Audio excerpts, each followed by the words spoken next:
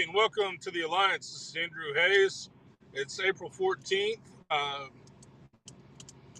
guess the tax deadline is tomorrow. If you haven't gotten that figured out, good luck. We got ours done a while back. I'm out building fence today. I didn't expect I'd be this dirty, but apparently I got a hold of some pretty dirty pipe, and so I'm a mess. But it is what it is. I'm going to talk about what I always talk about is free speech. I'm going to start off with that. Um,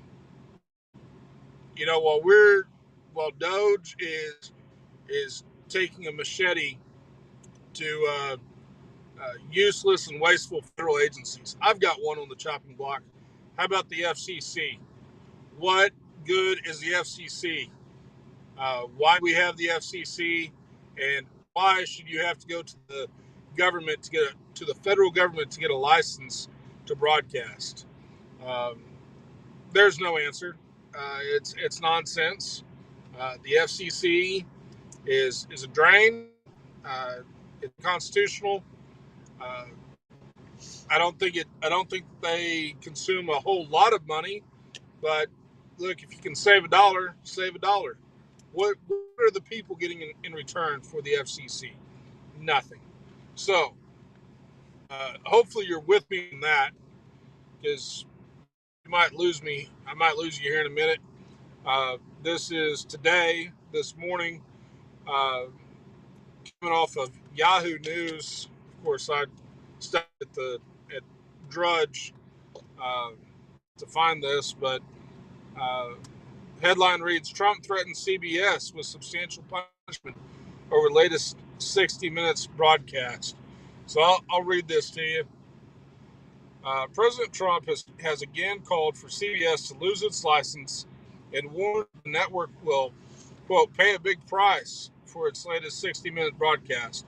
The president took aim at the long-running program in two consecutive Truth Social posts Sunday evening after it aired an episode dedicated to his administration's involvement in the Russian-Ukraine war and its annexation threats against Greenland.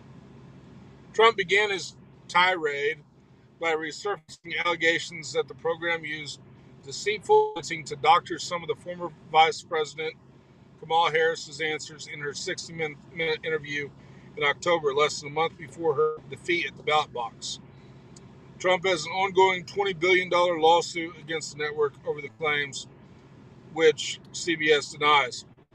And I'll take a break right there and deal with some of that. If y'all don't remember the CBS interview, it was laughable. Kamala Harris rambled on, couldn't make any sense. She was incoherent, and 60 Minutes and CBS, I guess it's 60 Minutes, right? They edited her answers to make her seem somewhat just not a total blathering idiot that she is. And I probably lost a friend or two left by saying that, but whatever. They doctored her interview. It's shady, and it's not good practices. But what are we doing? Taking them off the air over that? I'm not a fan. Not a fan. I'll continue on. Almost every week, 60 Minutes, which is being sued for billions of dollars for the fraud they committed in the 2024 presidential election with their interview of failed presidential candidate Kamala Harris, mentions the name Trump in a derogatory and defamatory way. But this weekend's broadcast tops them all, he wrote. That's all Trump. So talk about incoherent and being hard to follow. I don't know. It's a tweet. It's actually Truth Social, but so he's upset that Trump is upset that CBS is derogatory and defamatory towards him. I'll continue. Sunday evening's episode featured an interview with Ukrainian President Vladimir Zelensky, who addressed the explosive row with Trump and Vice President J.D. Vance in the Oval Office back in February. Zelensky featured on Sunday's episode of 60 Minutes and called for Trump to see his war-torn country for himself. That's CBS 60 Minutes YouTube. It seems to me that Vice President is somehow justifying Putin's actions. Zelensky said of the Russian President Vladimir Putin, who declared war on Ukraine in February of 22. Zelensky said that the U.S. was still a strategic, strong partner of Ukraine, despite its shift in tone and reality, and invited Trump to visit his country to witness the devastation firsthand. The Greenland segment of the program included interviews between correspondent John Wertheim and locals who rebuked Trump for his desire to take over the autonomous Danish dependent territory. Here's Trump again. I am so honored to be suing 60 Minutes, CBS, fake news, and Paramount over their fraudulent, beyond recognition reporting. They did everything possible to illegally elect Kamala, including completely and corruptly changing major answers to interview questions, but it didn't work for them, Trump added. So we know this, and I think that's a fair charge. The news is fake. The corporate media is dead. They're already dead. They're dying. And sadly, I think Trump is not just wrong. He's making a strategic miscalculation here. The thing to do isn't to try to go after him and make a martyr out of them. The thing to do is to leave them alone and let them die. And Trump is drawing attention to CBS. Man, nobody knew who's watching 60 Minutes anymore. Outside of the nursing home. Outside of the nursing home, who is watching CBS and 60 Minutes? Let them die. Nobody's watching them. Trump is, if there's anything that can revitalize CBS, it's being attacked by the president, by the most powerful man in the world. Man, just let it die. Just let it die. But here and now he's attacking NBC. Trump again revised calls for NBC to lose its license after the latest episode of 60 Minutes Sunday, and that must be, so is 60 Minutes NBC or CBS? This is weird. I don't know. I'm just reading what Yahoo News has. Trump rekindled calls for CBS News to lose its licensing after telling Fox's News Media Buzz in October he would subpoena their records and called for the Federal Communications Commission to take action. So he's wanting the FCC. The FCC should be done away with. That's a conservative position, is to abolish it because it's unconstitutional. It's a waste. We're not getting anything out of it. You shouldn't have to go to the government to get a license to broadcast, to speak, to do a show. That's the wrong answer. The answer is to abolish them. And Trump is wanting to use the FCC to shut down CBS. Trump goes on. They should lose their license. Hopefully the FCC, as headed by its highest respected chairman, Brendan Carr, will impose the maximum fines and punishment, which is substantial, for their unlawful and illegal behavior, he wrote. CBS is out of control at levels never seen before, and they should pay a big price for this. And here we go. This isn't quite the end, but this should be at the end. The president did not explicitly make clear how CBS News violated the law with their coverage. Are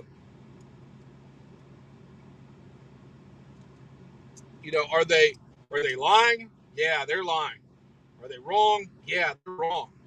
Are they just shady as heck and manipulative? Yes, absolutely. But they haven't broke the law, and the reason those things aren't against the law is because the First Amendment is for the public to determine what's true and what's not true, not the government. Uh, the public can wake up and understand that CBS is lying and stop watching them. And guess what? That's what's happening. Like I said, you have an ever shrinking minority of the public that watches 60 Minutes. There, and even those of us that do, because I've every once in a while I've watched it. I don't know. I probably haven't watched it in the last year, but when if I do turn it on, I already know they're lying to me. So it's more of just to see the circus, uh, right? Because I know it's already bull. Uh, Here we go. So the FCC, an independent federal agency, issues 8-year licenses to individual broadcast stations, not networks. In January, Carr launched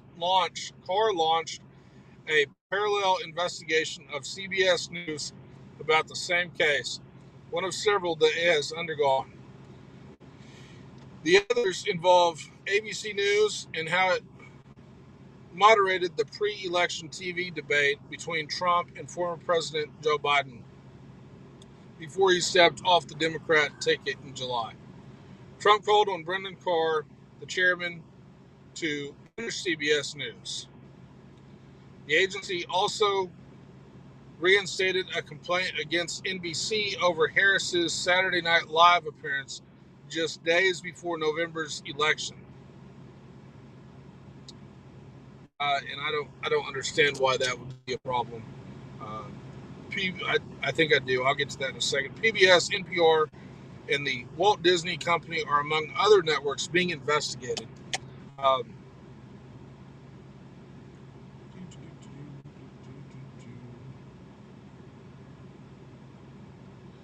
Last month, Trump fumed.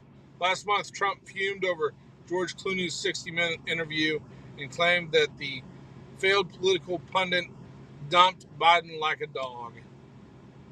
Well, okay.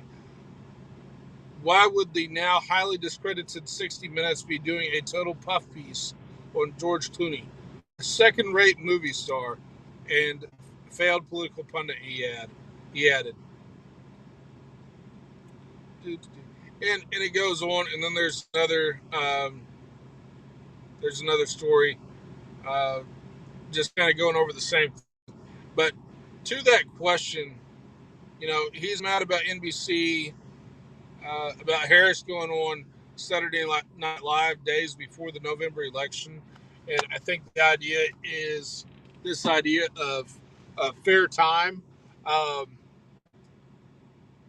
I've heard bits and pieces about it that if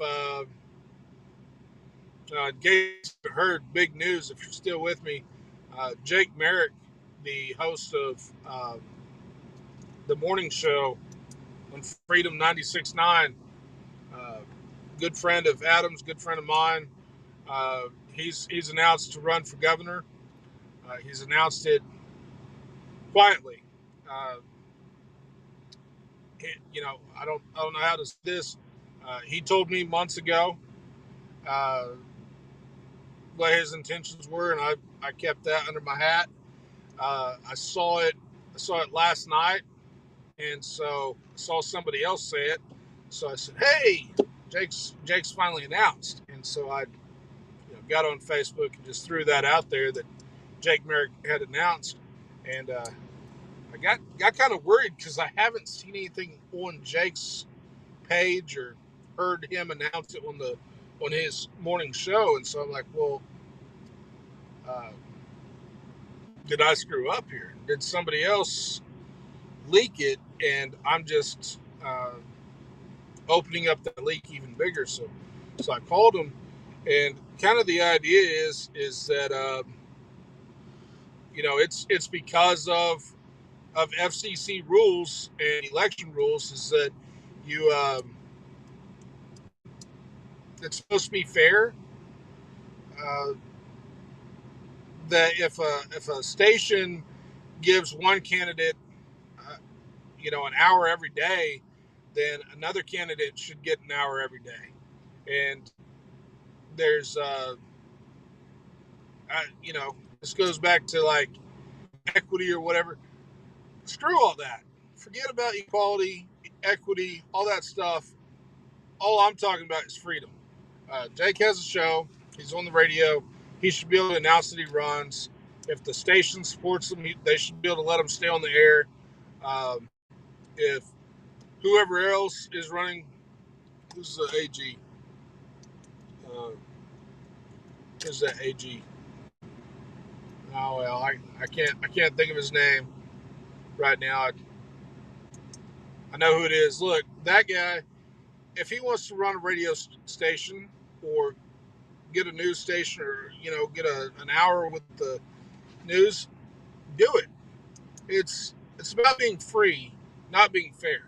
That's what we're after as conservatives. So I thought, um, and so to tie it back, that's why Trump is upset is because 3 days before the election, uh, Kamala Harris is on Saturday Night Live, which again is also failing.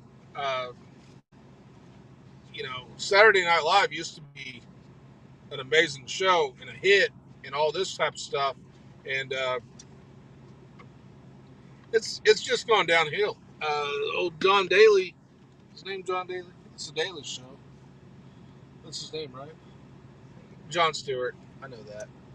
Um, I always call him John Daly, but no, Jon Stewart. He used to be funny, but man, he's just not funny anymore.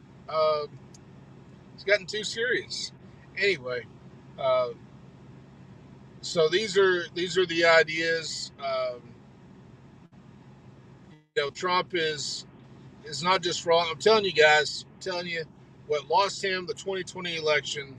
Yes, I'm not saying there wasn't cheating. There was some cheating, but let me tell you something, guys. There's cheating in every election. In every election, there's some degree of cheating. It's like in football. At that line of scrimmage, there's holding on every play. Uh, it's just, is there enough to get called? Is there enough to swing the balance to make a difference? Is there enough to get caught? At least in football, uh, in our in our in our actual presidential election, uh, we've never admitted at the time that there was cheating, but there was cheating in 1864 with the re-election of Lincoln, who, by the way, if you're keeping track, he was shot 160 years ago today. Yeah, so um, that's interesting. But Lincoln's re-election, there was massive cheating there.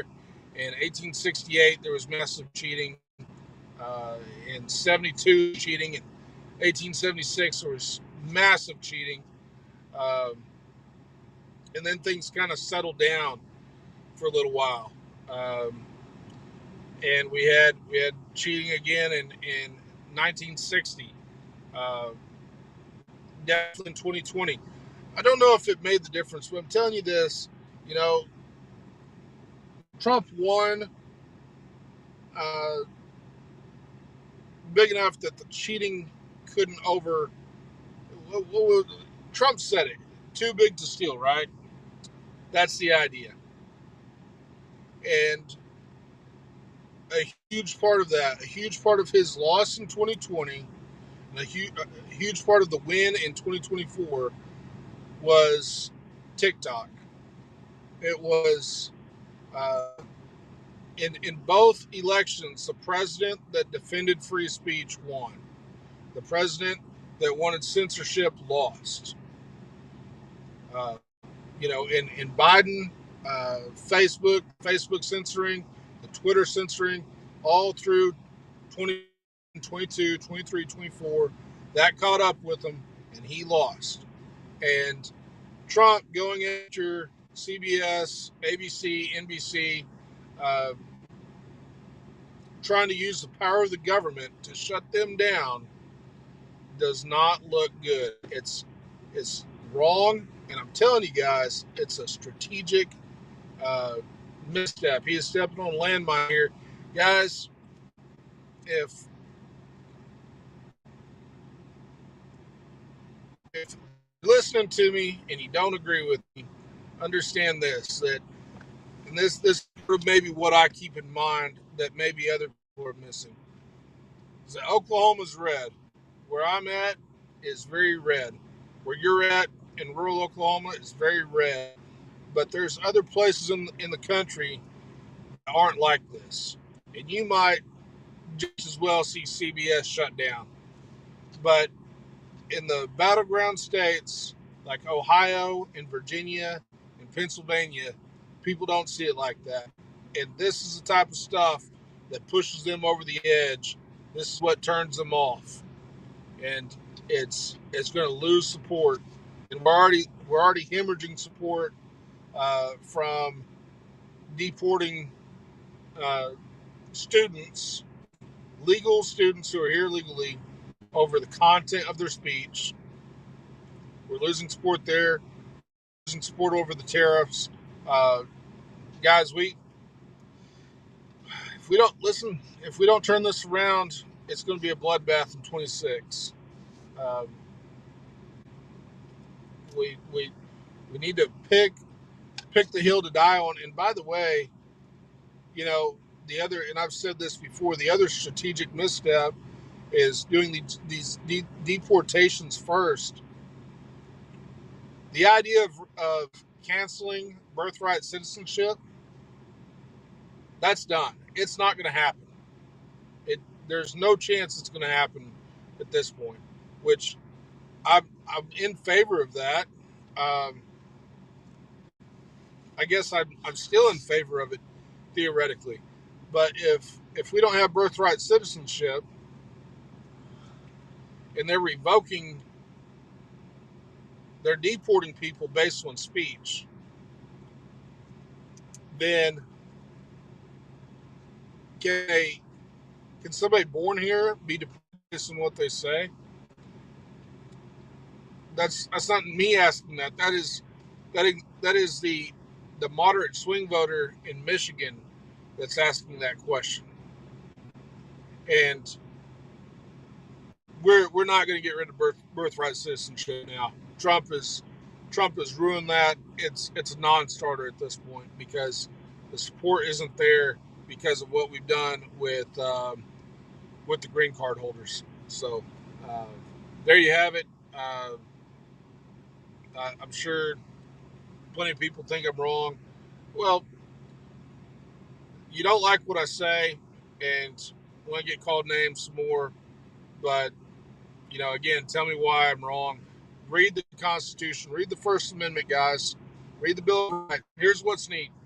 When I got into it online, and I think it's not so much that I learned something, but I figured out how to articulate it.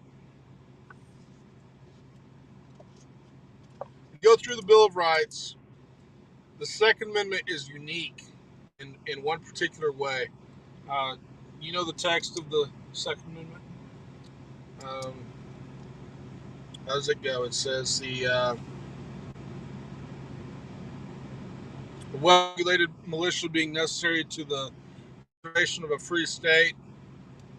Uh, Therefore, the right of the people to keep and bear arms shall not be infringed.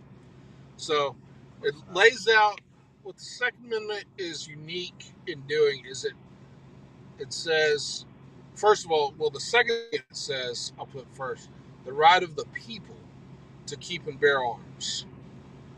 The people, I think that's, and also tie that back to the first part of what's said, is that a well-regulated militia being necessary um, to a free state. That, like, even that right there, that state part, what that's saying is that somebody who's in the militia and the right of the people to keep and bear arms shall not be infringed. Um, I think that I think there's a, and I'm sure there's going to be some libertarians who will disagree with me, and who will argue that even foreigners should be able to own guns. And what's interesting about that argument is that so much of the argument for um, or so much of the argument against gun control revolves around crime and self defense. We've lost that militia uh, argument. We don't use the argument that, hey, we need to stay armed so that we can defend ourselves against a tyrannical government. Uh, that's the argument that the founders made. Uh, but if the argument is crime, then a foreigner can be subject to crime just as well as anybody else. A foreigner, uh, a female student from France that's over here on a visa is absolutely just as likely to be raped as anybody else, to be attacked. So should she not be able to defend herself? Um, and there's a pure libertarian argument for that, I suppose, but the constitutional argument says that it's the right of the people, the citizenry, to keep and bear arms. And the Second Amendment is unique there because no other amendment uh, talks about the people. Um, what the First Amendment says is that Congress shall make no law. Uh, and there's no reference to the people or anything like citizenry in there. So it applies to all. It applies to the foreign press, to foreign correspondence. Um, if a foreign newspaper is over here and they're writing out their news story to send back, over the wire, as it were, uh, before they had internet and telephones and everything like that. That person is free. He's part of the press. The fact that he's a foreigner from France or England, it doesn't matter. The freedom of the press is uh, sacrosanct, as is the freedom of the individual to protest or to redress their grievances with the government. Uh, it, their status as a citizen has no bearing. And go through and look at the Fourth Amendment, to be free from unreasonable search and seizure. That's not a right given to us as citizens. That's a restriction against the government, that we're saying that the government cannot do this. The government has teeth. Government's like a guard. I'm just coming up with this on the fly. But the government is like a guard dog. And what the Bill of Rights does is it puts that guard dog on a chain, and it limits his range and whether or not he can go after you, so that that government cannot go after you until you cross a line and you break a law. They have to get a warrant to take your stuff, and they have to get a warrant whether you're a citizen or a foreigner. And yes, you know what? Technically, and I'm not sitting here, this is what I'm talking about. I'm not complaining about it. Okay, the illegals being deported, summarily deported without trial or anything, technically that's not really how it should go.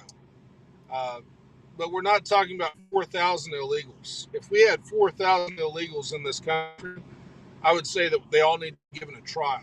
That there needs to be due process. But we don't have 4,000 or 40,000. We have 40 million, and uh, this, like, what? I lose my Constitution card because we simply cannot uh, deport everyone and give them due process the way it should be done.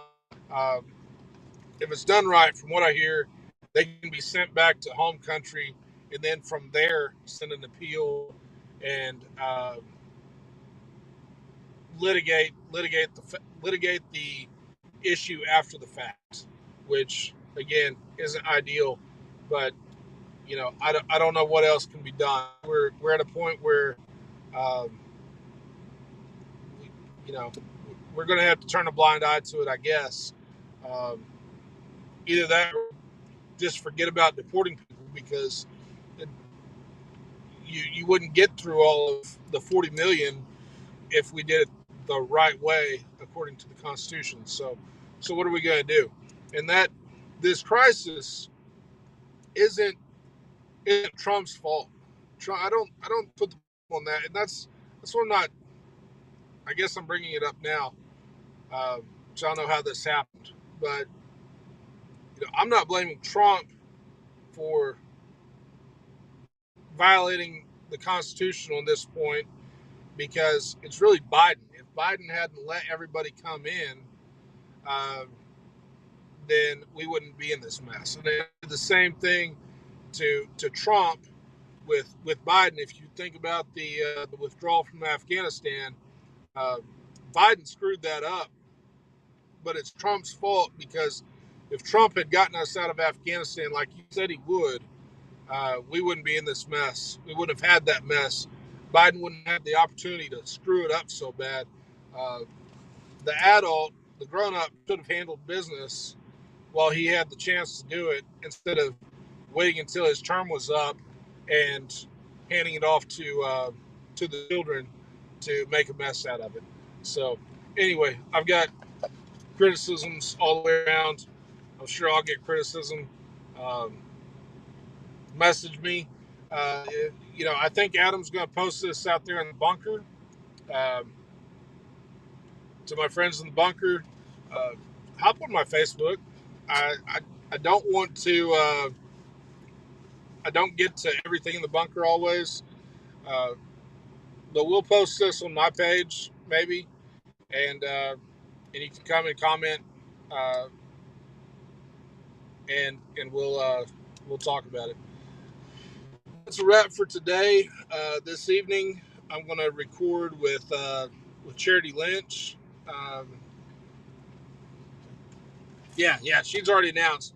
So she's already announced that she's going to run for Republican chair, state chair, and I think we're going to be able to record. We might not. We might have a scheduling issue. Hopefully, we'll get to record that this evening, and next week there will be a interview with Charity Lynch. Hey, y'all take care. See you.